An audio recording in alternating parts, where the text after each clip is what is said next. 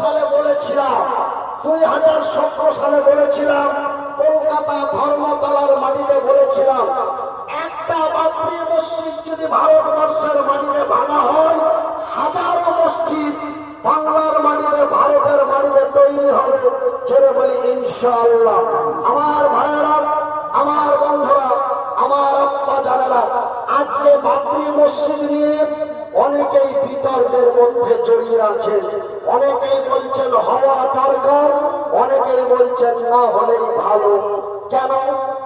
এই বাবরি মসজিদ তৈরি করতে যে হয়তো সাম্প্রদায়িক একটা সমস্যা আসতে পারে, এই জন্য আমরা নিজের পরিবারের দিকে দেখে, নিজের জীবনের দিকে দেখে, একটা সাম্প্রদায়িক হতে গেলে কেউ যদি আমাকে মারে, তো আমি তো চুপ করে বসে থাকবো না, থাকবো?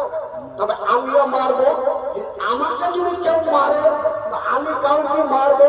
তবে দুইজনে যদি মারামারি হতে যায়, তবে একটা সংঘর্ষ হলো। হয়তো আমার ছেলেরা এতিম হতে পারে, বা আমি যাকে মারছি তার ছেলে মেয়ে এতিম হতে পারে। এই জিনিসটাকে লক্ষ্য করে অনেকেই বলছেন বাবরি মসজিদ বাংলার মাটিতে না হয় ভালো।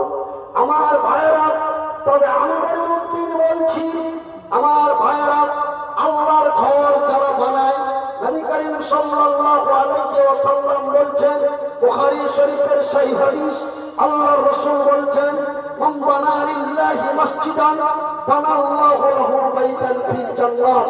যারা আল্লাহর ঘর বানায়, আল্লাহ তাদের ঘর বানায়।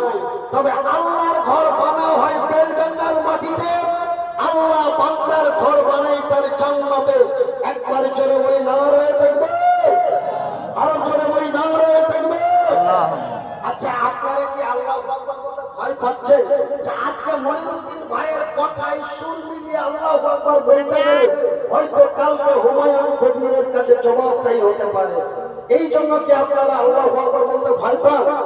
আমার মতো মনিরুদ্দিন একজন অসহায় অসুস্থ ব্যক্তি, আমি যদি লক্ষ মানুষের সামনে, হাজারো মানুষের সামনে, অনলাইনে আজকে অনেকেই আপনারা এই ক্যামেরার মাধ্যমে আপনারা লাইভ দিচ্ছেন, আপনাদের আওয়াজটা প্যান্ডেলের ভিতরেই থাকবে, কিন্তু আমার আওয়াজটা বিশ্ব জগতের কাছে যাচ্ছে। তাই আমি যদি নারা দিতে ভয় পাই না পাই, তবে আপনারা আল্লাহু আকবার বলতে ভয় কেন পাবেন? একবার জোরে বলি নারায়ে তাকবীর, আল্লাহু আকবার।